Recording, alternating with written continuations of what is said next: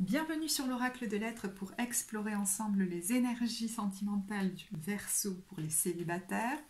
Alors, juste deux petites choses pour commencer. Déjà, je voulais vous remercier chaleureusement pour vos commentaires et vous informer que j'ai créé il y a peu un compte Instagram, donc le lien est en barre de description si vous souhaitez me suivre sur Insta. Alors, on a deux cartes générales ici, jouez et laissez-vous aller dans la magie de qui vous êtes. C'est marrant parce qu'il y a beaucoup de roses dans ces cartes, hein. Il y a quelque chose de très enfantin, comme s'il y avait l'intention à l'intérieur de vous de laisser votre enfant intérieur s'exprimer comme dans tous ses élans. Il y a beaucoup de liberté à travers ces cartes et de profondeur à la fois. C'est comme si l'univers venait nous rappeler que la spiritualité, c'est avant tout un chemin vers la joie, de vivre la vie dans tous ses élans, sa spontanéité. Et là, je suis connectée à une énergie de Verseau, alors qui vit très bien son célibat, mais qui a envie de partager, mais qui ne vit pas son célibat dans la souffrance ou dans les attentes. Voilà. C'est intéressant parce qu'on retrouve cette même énergie. Il y a l'idée de vouloir à la fois une relation, expérimenter une relation de jeu, mais enfantin, vous voyez. Mais je vous dis, c'est presque courageux pour un adulte, hein, parce que souvent en tant qu'adulte, on veut revêtir le costume de l'adulte évolué, surtout quand on est dans un chemin spirituel, on peut quelquefois vouloir tellement incarner un personnage spirituel qu'on va devenir hyper sérieux. Moi je connais, hein, ça m'est déjà arrivé, donc voilà, je me parle aussi quand je fais ces tirages. Et c'est pas du tout ce dont vous avez envie. Et vous avez d'ailleurs, hein, dans les cartes de votre état d'esprit, quand vous rentrez dans cette période, la carte du jugement et de la reine d'épée, comme si vous aviez donné naissance, grâce aux épreuves passées, à une version de vous-même beaucoup plus allégée, épurée et libre, libre intellectuellement notamment, en fait, hein, de toutes les tentatives peut-être de vous faire changer d'avis. Avant, vous pouvez peut-être vous faire changer d'avis facilement, vous convaincre, etc. Et puis là, c'est comme plus du tout le cas.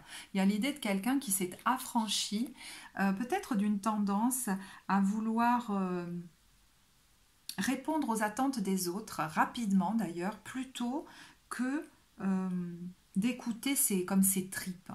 Voyez. Et ça s'inverse. Il y a l'idée de quelqu'un aussi qui s'est affranchi comme des codes sociaux déjà dans d'autres domaines de sa vie. Alors, est-ce qu'au niveau du lieu de vie, de la profession, vous avez déjà commencé à installer comme des changements assez originaux d'ailleurs qui pourraient colorer du coup votre vie sentimentale comme de manière très logique, hein. À la suite de ça, le domaine sentimental se colore de la même teinte. Parce que dans ce que vous souhaitez, on a le 2 de denier et les amoureux. Donc vous pourriez hésiter entre deux types de partenaires comme à attirer. C'est-à-dire vous pourriez vous demander, tiens, mais en fait, est-ce que je veux toujours attirer quelqu'un comme ça? Il pourrait évoluer le partenaire que vous souhaitez attirer. L'image, elle pourrait devenir beaucoup moins conventionnelle. Et peut-être que ça pourrait tirailler à l'intérieur de vous parce qu'il y a une petite voix qui pourrait vous dire ah, mais quand même, il est temps de penser, enfin voilà, l'image conventionnelle c'est celle du foyer, etc. Tu vas pas commencer à vouloir créer quelque chose de complètement dingue ou des choses comme ça. Mais votre enfant intérieur il pousse, hein, et il vous dit mais moi j'en ai marre de quelque chose de trop étriqué où on s'engage sur 20 ans mais en fait c'est que du blabla, on ne sait jamais ce qui va se passer. En fait, au final. Et peut-être que jusque-là, vous avez pu vous engager dans des relations en vous engageant l'un envers l'autre, en posant des espèces de pactes, là, mais qui, au fond, ne tendaient peut-être qu'à vous sécuriser ou à vous donner l'illusion d'être sécure, et puis peut-être ça marchait, peut-être même pas d'ailleurs. Là, il y a l'idée de vouloir expérimenter quelque chose de beaucoup plus libre. Ça ne veut pas dire quelque chose de pas profond ou de pas respectueux, mais il y a l'idée d'avoir envie de faire une expérience avec un partenaire pour vivre des expériences sensuelles, au-delà même de la sexualité, vous voyez, vivre des expériences très candides, presque des 5 sens, vous voyez. Quelque chose d'alchimique, presque même des expériences peut-être énergétiques avec une personne avec qui on ne serait comme plus dans la pulsion, dans le désir d'assouvir des besoins, de combler au fond des vides intérieurs, mais plutôt l'envie de partager une expérience sensuelle dans la joie et peut-être justement dans la lenteur, dans beaucoup plus de subtilité, même beaucoup plus de silence, voyez, où les mots pourraient venir dénaturer l'expérience qui, justement, dans toute sa saveur, dans toute sa simplicité, prend un caractère sacré. Ça, c'est si vous n'avez encore attiré personne dans votre sphère amoureuse. Mais il est possible que vous ayez déjà des gens autour de vous, et si c'est le cas, vous pourriez hésiter entre deux personnes. Justement, quelqu'un peut-être d'un peu conventionnel et quelqu'un d'assez atypique qui a l'air de vous attirer énormément, avec qui vous souhaiteriez vivre quelque chose, de l'ordre de ce partenariat, on va dire, sensuel. Mais est-ce que vous craignez... Enfin, il y a des petites voix qui pourraient vous dire « Ah, mais cette personne, elle va pas être sérieuse, elle va se moquer de toi, etc. » Et en fait... vous allez voir que ce n'est pas du tout le cas. Là, j'ai l'impression qu'il y a des petites voix en vous qui essayent de vous faire comme peur. Et en fait, c'est comme si on venait vous tester sur le fait d'être votre propre maître intérieur ou pas. Est-ce que cette fois, vous allez vous laisser convaincre par des voix qui essayent de vous faire douter, alors que ces voix soient à l'intérieur de vous, et qu'elles essayent de créer des peurs, soit qu'elles soient à l'extérieur et que des gens, peut-être l'un des deux personnages, cherchent à vous convaincre en créant des peurs chez vous. Et là, on vous dit, n'oublie pas que tu as un guide intérieur puissant qui, à travers même ton langage corporel, peut t'aider à prendre la bonne décision. En tout cas, à ne pas te laisser comme convaincre par des beaux discours ou des discours spiritualo-spiritualistes qui seraient sous-tendus par des théories très profondes ou des choses comme ça. Demandez-vous peut-être si la personne, alors si c'est vraiment une personne concrète, si la personne qui cherche à vous convaincre, si c'est l'un des deux protagonistes, on va dire, qui peut être d'un signe de feu ou d'un signe d'eau d'ailleurs, et dans le souhait d'un partage avec vous joyeux, ou alors dans une attente à combler, où inconsciemment cette personne sait quel potentiel vous pouvez amener, quel potentiel vous pouvez lui amener, de quoi elle peut bénéficier si elle est en relation avec vous. Parce que dans le potentiel que vous amenez dans la relation, c'est toute votre joie, votre spontanéité, votre confiance dans le divin, votre lien avec le divin. Votre capacité à voir chez l'autre ses qualités et à l'apaiser comme mentalement, parce qu'en voyant ses qualités, il va pouvoir les développer, prendre confiance en lui ou en elle et se lancer avec plus de confiance dans ses projets dans la vie. Il y a l'idée que vous amenez avec vous l'archétype du mentor, celui qui va permettre de raffiner presque les qualités de son élève pour qu'il puisse les conscientiser alors que jusque-là, il ne les voyait pas. Et les développer. Donc c'est peut-être une question intéressante que vous pourriez vous poser si on essaye de vous convaincre de faire un choix plutôt qu'un autre. En tout cas, il y a l'idée que face à ces tentatives peut-être de vous convaincre, vous allez garder comme priorité de maintenir votre équilibre intérieur. Et c'est peut-être pour ça que vous voulez prendre le temps de la décision. Parce que désormais, vous savez que vous précipiter, ce serait vouloir répondre rapidement aux attentes extérieures et non pas suivre votre voie intérieure. Donc, ce temps est nécessaire au maintien de votre équilibre. Ça, c'est s'il y a des gens autour de vous. S'il n'y a personne, plus vous allez maturer cette image du partenaire idéal, plus en fait cette vibration va se matérialiser dans le concret et vous pourriez voir venir à vous des gens et du coup avoir plusieurs options autour de vous.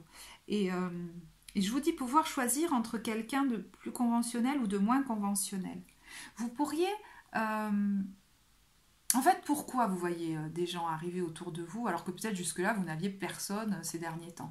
Parce que vous avez guéri votre cœur. Le processus, on vous dit, est terminé et tu es prêt maintenant à ressortir dans le monde et à sortir de ton isolement.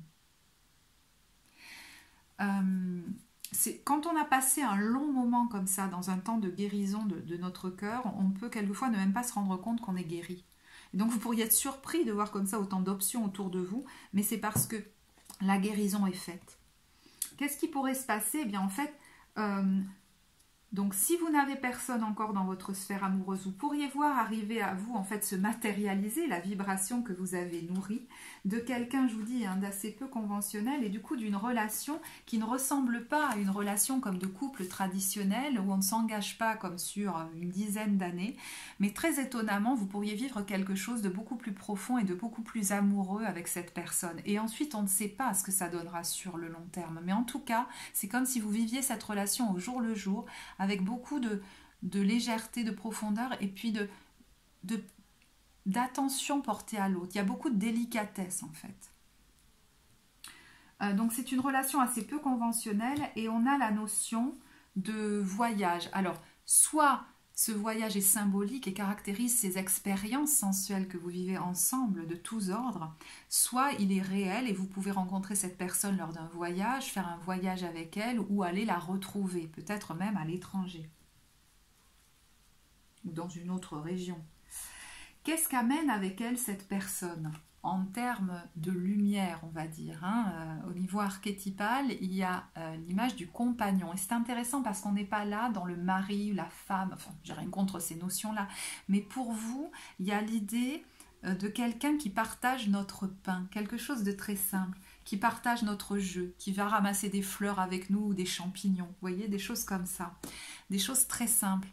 Qui a les attributs de la loyauté, de la ténacité et de la générosité. C'est quelqu'un qui pourrait vous faire de nombreux cadeaux sans attente et qui peut vous laisser énormément libre d'être qui vous êtes.